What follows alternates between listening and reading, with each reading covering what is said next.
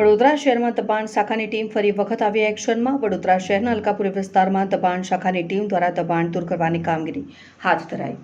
અલકાપુરીમાં આવેલ કાના કેપિટલ નામના બિલ્ડિંગમાં પાર્કિંગમાં દબાણ કરવામાં આવ્યું, જેમાં સ્થાનિકની રજૂઆત બાદ કાના કેપિટલ બિલ્ડિંગના પાર્કિંગમાં આટોલા તોડી રસ્તો ખુલ્લો કરી દબાણ દૂર કરવાની કામગીરી હાથ ધરવામાં આવી હતી।